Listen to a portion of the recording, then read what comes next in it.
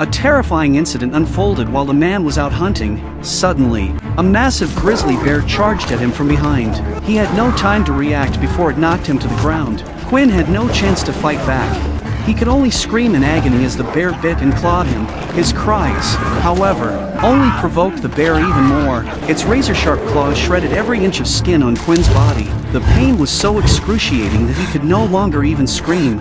Fortunately, the bear eventually paused its attack. It raised its paw and stomped down hard on Quinn's body, crushing his skull beneath its weight. But this time, no matter how intense the torment was, Quinn forced himself to hold his breath and made no sound at all. After a while, the bear seemed to think Quinn had stopped breathing. It turned and lumbered away, heading back to find its cub. Quinn gritted his teeth and forced himself to move to the side. He struggled to pick up his hunting rifle. He knew all too well that the beast was still lurking nearby. The threat was far from over. Right then, the grizzly bear actually turned back toward him. Once again, Quinn found himself trapped in a relentless nightmare. The bear lunged at him with brutal force. It bit down and hurled Quinn several meters away. Quinn lay motionless on the ground, playing dead. Unfortunately, the bear wasn't done yet. In a furious rage, it flipped him over, checking again to see if its prey was truly lifeless. It lingered for what felt like an eternity. Quinn, seizing the moment, quickly pulled out his weapon.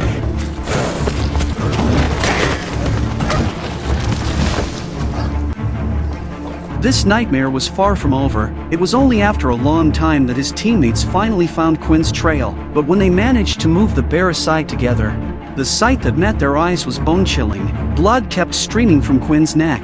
His back was covered in deep claw marks. No one could fathom how he had survived on his own until now. Some of his teammates whispered that, with wounds this severe, Quinn couldn't possibly hold on for much longer. Yet, driven by an unimaginable will to survive, Quinn miraculously lasted through the night. However, the team refused to stay put for him, because the indigenous people in this area were even more terrifying than the grizzly bear. The next morning, the team set off again. Only by reaching the camp would they be truly safe. Quinn was carried by several teammates working together. Although carrying him slowed the team's progress, everyone deeply admired Quinn's sheer will to survive. They refused to abandon him to die alone. But the further they went, the thicker the snow became, the deeper the snow, the later they would reach the camp. Ahead of them loomed a towering snow-covered mountain. The scouts who went out to check the path reported back to the team. The road ahead had collapsed. The group, left with no other choice, had to find another way forward.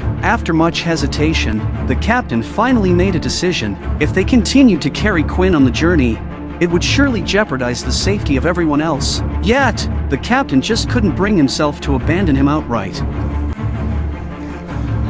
At that moment, Marvin, Quinn's son, volunteered to stay behind with him. The captain left them some money and supplies. He also arranged for an old hunter to remain with them as well. If Quinn didn't make it in the end, the hunter would be there to prepare a proper burial. It had only been one night, and the old hunter had already started building a grave. But 3 days later, Quinn was still alive and fighting. When Marv and Quinn's son were away, the old hunter approached Quinn and said that if this continued, his son would die alongside him. Then the old hunter decided to smother Quinn to death himself. Just then, Quinn's son suddenly appeared. He raised his weapon and demanded to know why the old hunter was doing this, but the old hunter snatched the weapon from his hands. Quinn could only watch helplessly as his son was killed right before his eyes. Because of the severe injury to his throat, he could only bare his teeth in pain. Unable to utter a single word, he watched with wide eyes as the old hunter hit his son's body. When Marv came back, he realized that his companion was nowhere to be found. The old hunter lied to him, saying that there were enemies nearby, and that if they didn't leave quickly, they wouldn't make it out alive. Then, without hesitation, he dragged Quinn over and threw him into a pit. The old hunter wanted to leave him to die on his own. Marv had no way to stop him. All he could do was leave Quinn a bit of water. It was Quinn's unbreakable will and the thought of revenge that gave him the strength to crawl out of the pit. He knew all too well that encountering the enemy meant certain death. The only option left was to find a hiding place as quickly as possible, but he had barely crawled a few feet before he saw his son's lifeless body right in front of him. At the same time, Marv began to sense that something wasn't right. He questioned the old hunter, asking why he had sent him alone to fetch water, and whether there were really enemies nearby. That's when the old hunter finally revealed the truth. Suddenly, Marv's weapon was snatched away. Now, Quinn had been buried, and his son had vanished without a trace. As long as they kept their mouths shut and just went back together, they'd get a generous reward. But the old hunter had no idea that a blazing fury had ignited in Quinn's heart. He struggled to crawl back to the camp. After grabbing some weapons, he put on some clothes. He dragged himself to a pile of decaying animal bones. Quinn smashed one of the bones open. He then dug out the marrow inside. Even though the smell was foul and overwhelming, it was the only food he had to fill his belly. Quinn crawled down to the riverbank, and as he tried to drink, the water trickled down his neck wound. It made him choke and cough continuously. Afterward, he reached for some dry grass by the river.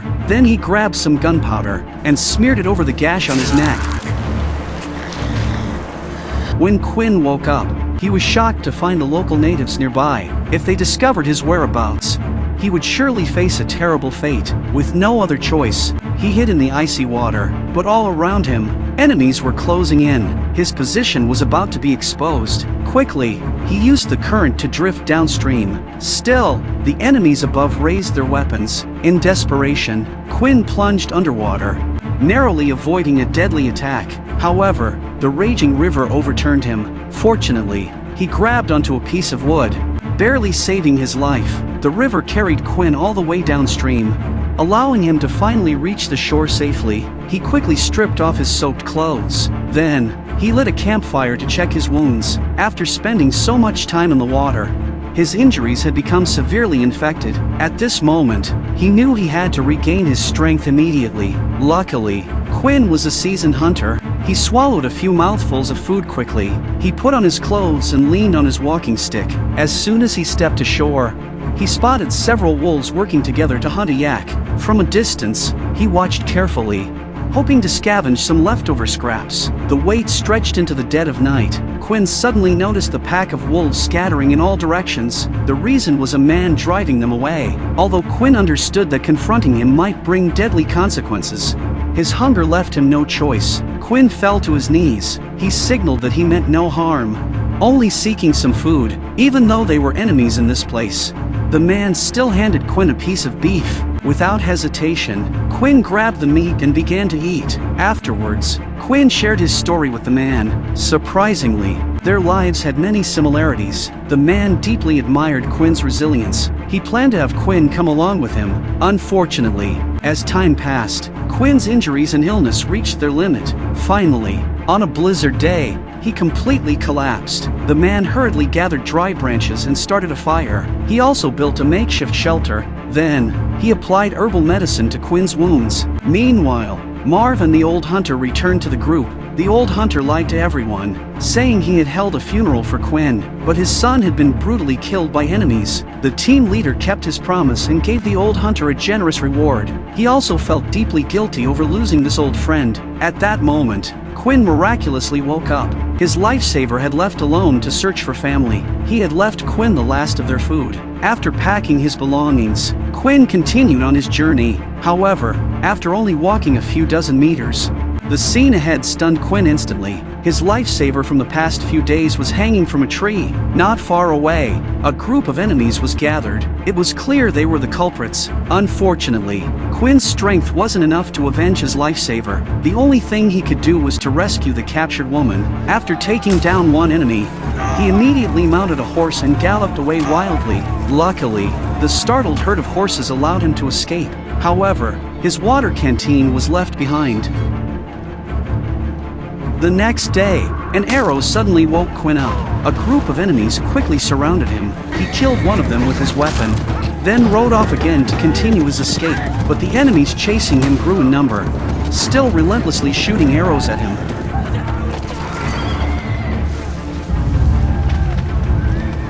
The branches softened the impact of his fall. Quinn barely managed to save his life, but after being frozen in the cold snow for so long, his body was reaching its limit. A blizzard was about to strike again. To survive, he gutted his horse, removing all the organs from its belly. Then he stripped off all his clothes. Quinn built a life-saving shelter. Only by doing this could he hope to survive the harsh environment. The next day, by a stroke of luck, he was once again blessed by fate and miraculously survived. Quinn trudged through the endless icy wilderness. At this moment, a deep sense of loneliness overwhelmed him, yet he never forgot his mission, to find the killer who murdered his son. Meanwhile, a disheveled man arrived at the camp. He explained that his caravan had been attacked, and he was the only survivor. He begged the group to share some food with him, offering up everything he had on him in return. Marv noticed a water canteen on the table that looked very familiar. It was the one Quinn had accidentally left behind outside.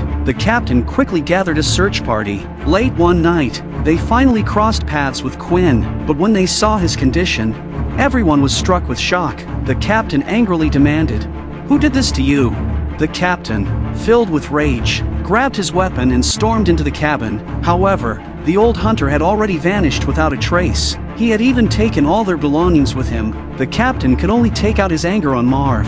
Fortunately, Quinn explained the whole situation clearly. He understood that Marv had been deceived as well. Now, with Quinn truly back, there was no way he would let the one who harmed his son go unpunished. Quinn followed the captain as they tirelessly patrolled the area, swearing to make the villain pay. They tracked the old hunter's footprints, but the trail disappeared at a fork in the path. With no other choice, they had to split up and search separately. Little did they know, this was exactly the trap the old hunter had set. It wasn't long before the captain encountered the old hunter first.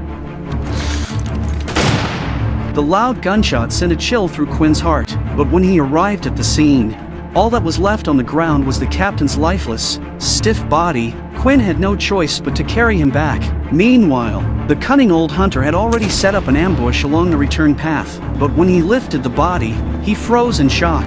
Quinn, who had been disguised as the corpse, decisively sprang up. However, he only managed to wound the old hunter's shoulder. Gripping his weapon tightly, Quinn pursued him closely. Unexpectedly, the old hunter dodged the bullet. The old hunter then accidentally tumbled down a steep slope. Without hesitation, Quinn followed him down. The sly old hunter had no intention of running away any longer, but by this point, Quinn had already seen through his true nature. Quinn grabbed an axe and swung it down fiercely. During the struggle, Quinn gradually gained the upper hand. He drove a dagger deep into the old hunter's abdomen, pressing down on him.